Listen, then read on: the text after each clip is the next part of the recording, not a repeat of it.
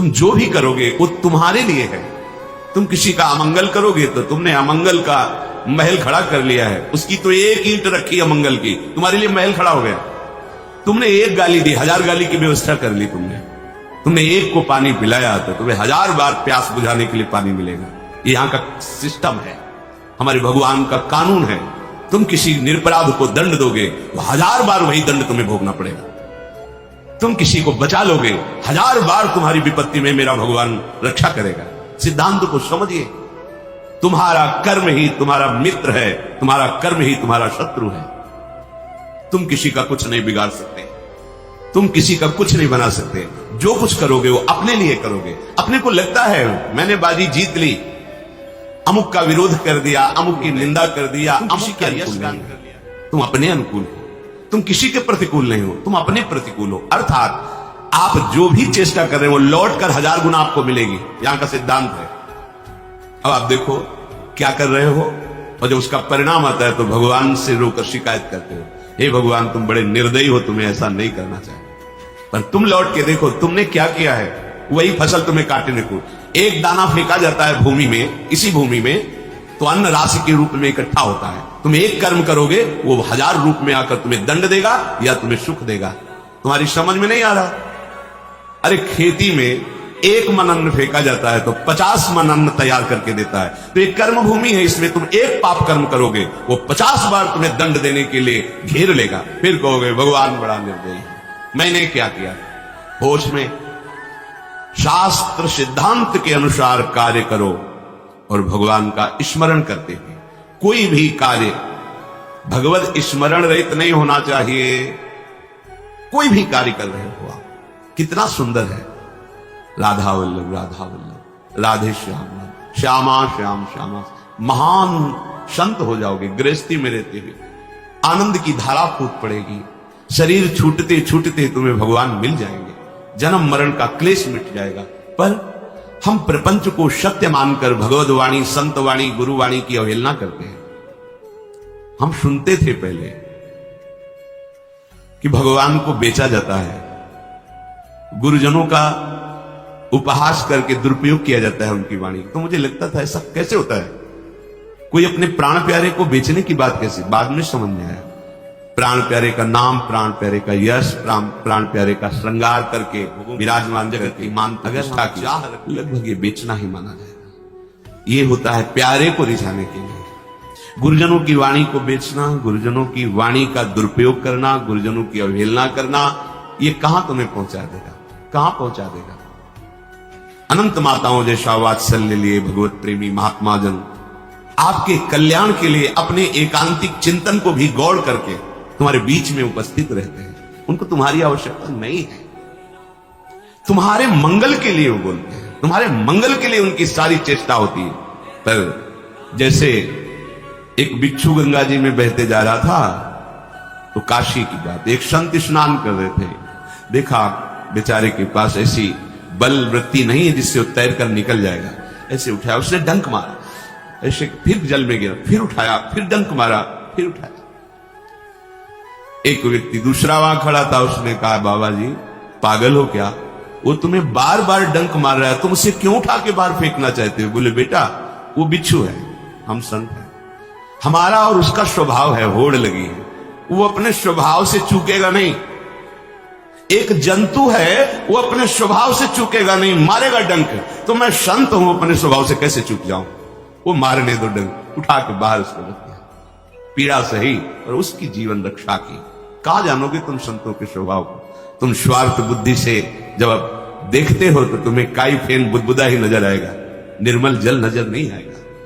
भगवद वाणी का अनुशीलन करो, अनुकरण करो, जीवन में उतारो प्यारे। ये सत्संग जो आपको मिल रहा है, ये हम कह रहे हैं इसलिए नहीं, ये बड़ा दुर्लभ है जगत में। सब सुलभ है, सत्संग मिलना दुर्लभ है। लेकिन बांस में चाहे जितनी खाद पानी लगा दो, उसमें फल कभी नहीं लगे देखे गए। फूलई फरई ना बेत। ये जो बेत स्वभाव के लोग हैं, बांस स्वभाव के लोग हैं, चाहे ब्रह्मा के समान गुरु मिल जाए इनको, ये सुधरने में नहीं आते। जो गुरु मिले विरंच शम, मूरख हृदय न चेत, जो गुरु मिले बिरंच श्रम, फूले फरे न बेत, यद्यपि वर्षे सुधास। अगर अमृत जल वर्षा हो तो भी उसमें फल नहीं लगेगा बांस में। ऐसे ही ये जो मूर्ख स्वभाव के जन हैं, रोज सबके जीवन में नहीं उतारते, प्रपंच को सत्य मानकर उसी में विचरण करते रहते हैं, उसी को सत्य मानते हैं।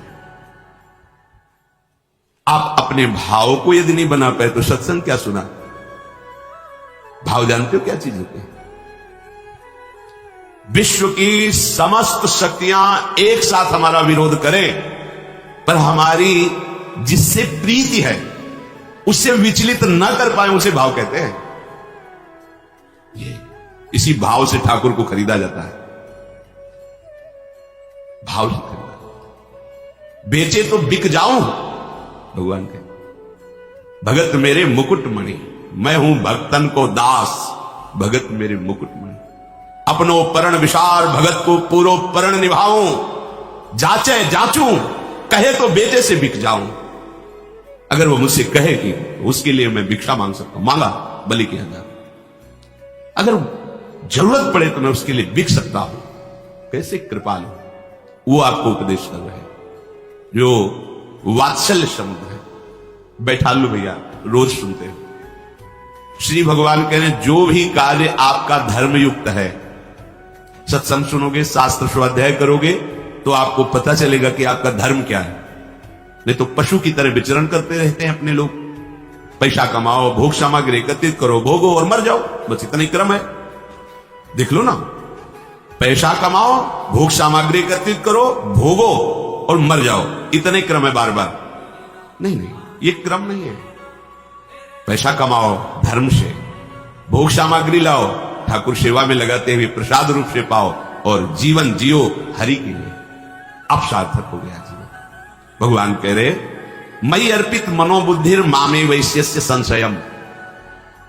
जब तुम ऐसे चलोगे तो तुम्हारी मन बुद्धि मेरे में अर्पित हो जाएगी। कैसे कैसे समझाएं? कभी कभी हार चित्त स्वीकार कर लेता है कि नहीं समझ पाएंगे, नहीं। आप समझना नहीं चाहते तो कैसे समझाया जा सकता है? जब अमृत समुद्र में ही था और मंथन करके निकाला गया, चंद्रमा भी समुद्र में ही था, मंथन करके निकाला गया, तो उसमें सब जीव जो थे वो बड़ा पश्चाताप किए कि अमृत किरण विस्तार करने वाला चंद्रमा से पी नहीं पाए, पर जिसने मंथन किया उसके हाथ में लग गया। समझिए आपको अमृत का सानिध्य मिला, कथामृत, लीलामृत, नामामृत, धामामृत, चरणामृत, रूपामृत। पर आप समुद्र के उन्हीं जीवों की तरह अपने को दुर्भागियों की पंक्ति में मत खड़ा करें कि बाद में जीवनी लिखी जाती है। बाद में जीवनी लिखते हैं और गर्व से कहते हैं कि मेरे गुरु की जीवनी है, लेकिन गुरु का जीवन अपने जीवन में एक नहीं उतारा। क्या होगा ये? उपहास। रहे तो समझे नहीं, गए तो समझ रहेगी नहीं। पहली आए समझ जाओ, ये ज्यादा दिन की बाजार नहीं है। चंद मिनटों के लिए समय दिया जाता है, स्वीकार करके चल दो तो निहाल हो जाओगे। नहीं, आगे अंधेरा है, अभी चांदनी है, सैया बिछा लो, अंधेरे में नहीं कर पाओगे। जहां जाना है वहां की व्यवस्था कर लो। जब काल अंधकार पैदा कर देगा, विपत्तियों का, रोगों का, समस्याओं का, फिर तुम भगवत प्राप्ति के लिए उपाय नहीं कर पाओगे। अभी संयोग है, सत्संग मिल रहा है, डांट मिल रही, सानिध्य मिल रहा है, अभी भगवत प्राप्त कर लो। आगे जब हमारे संतों के समाज में तुम्हारा मन भगवत प्राप्ति के लिए उत्साहित नहीं हो रहा, तो तुम्हारा विषयों पुरुषों के संग से क्या दुर्दशा होगी, अनुमान लगा लो। शास्त्रों में वर्णन है, ऐसा जो होता है वो महाभाग्यशाली कहा जाता है। ये चार बातें जिसके जीवन में आ जाए तो हृदय आनंद से भर जाए और नाचने का मन करे। ये चार बातें, और ये चार बातें उसी के जीवन में आती है जिस पर भगवान की विशेष कृपा होती है। चार बात एक ठोर जो हूं, चार बात एक ठोर, तो मन मीत मिले मोहन ते, वो बने रसिक सिरमोर। जो हो चार बात एक ठोर। इक ब्रज जन्म दूजो मानुष तन, विद्या ज्ञान प्रकाश। पूर्वले की लागी लाल सो ही भक्ति आभास। इतने हूं पे नहीं करे कृपा कहूं, तो करिए सत्संग। दया विचार भक्ति जन पेरे, रहस रंगे रस रंग। ये जिस शरीरधारी को ये चार बातें मिल जाए, वो रसिक सिरमौर हो जाएगा और उसका मित्र होगा मनमोहन ठाकुर। ललित त्रिभंगी श्याम सुंदर अखिल ब्रह्मांडों का नायक तुम्हारा दोस्त बन जाएगा, अगर ये चार बातें तुम्हारे जीवन में है। पहला, ब्रज में जन्म,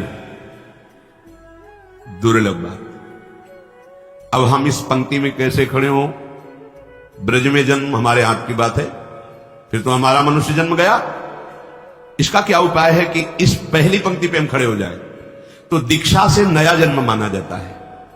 यदि वृंदावन रस का चिंतन करने वाले रसिक शिरोमणि सदगुरुदेव का आश्रय लिया जाए तो आपका ब्रज में जन्म माना जाएगा, क्योंकि आपका नया जन्म हुआ है। ये शास्त्र सम्मत बात है कि दीक्षा एक नया जन्म होता है। जो दीक्षा देने वाला है वो हमारा असली माता पिता है। क्योंकि आप कहोगे नकली भी होते हैं, हाँ, ये नकली है शरीर, ये टिकाऊ नहीं है। 50 वर्ष, 80 वर्ष, 100 वर्ष।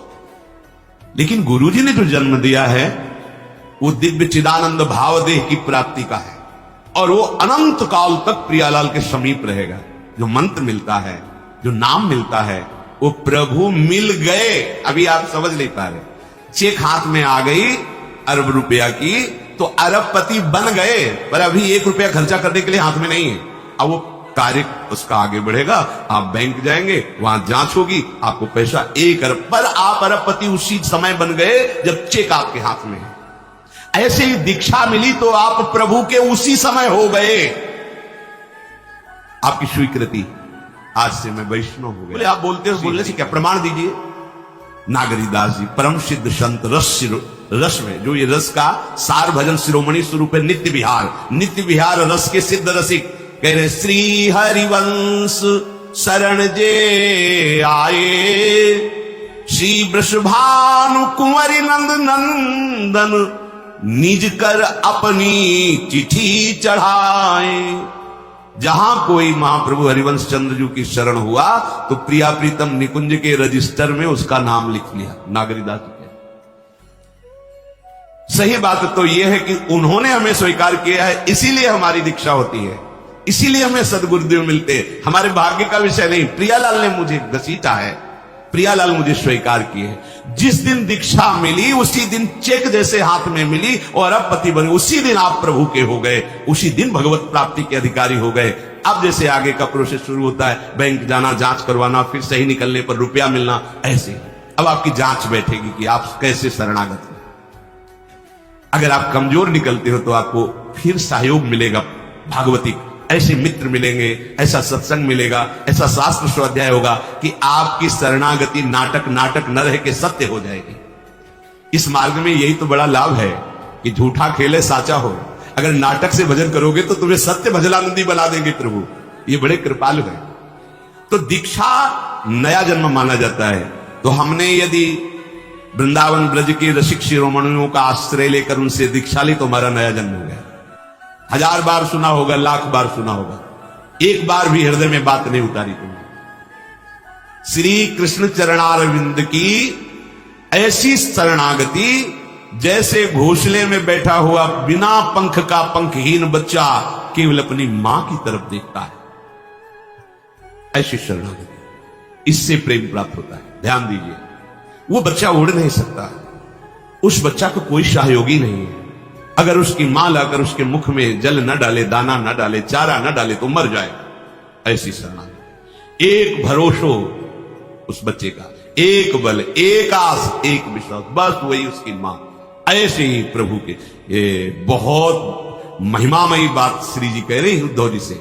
हमारे प्रीतम के प्रति जिसका ऐसा भाव है, ज्ञान उपदेश इनका बल है तो प्रेम नहीं, सब बल हारे को अंतर हृदय से पक्षहीन पक्षी के बच्चे के समान एकमात्र भरोसा केवल प्रभु का नाम चिंतन करते हुए प्रभु के बल से।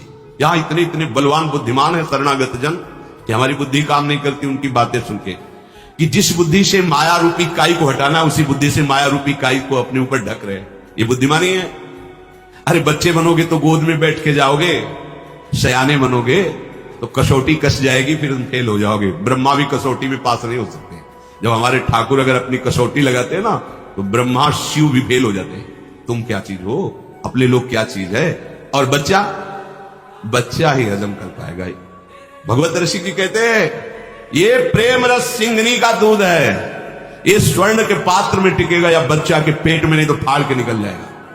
है ललिता सखी उपासना है सिंहिन को चीर, है सिंहिन को चीर रहा है कुंदन के बासन, कह बच्चा के पेट और घट करे विनाशन। देख लो और हो इसलिए तुम्हारा विनाश हो रहा है। प्रिया प्रीतम के प्रेम की बात नहीं, प्रिया प्रीतम के नाम की बात नहीं, प्रिया प्रीतम के लिए समर्पण नहीं। काई में फंस गया, काई में बटोर रहा है काई। ये त्रिगुणात्मिका माया ऐसी काई फेंकेगी, फिसल कर वहीं खड़े रहोगे।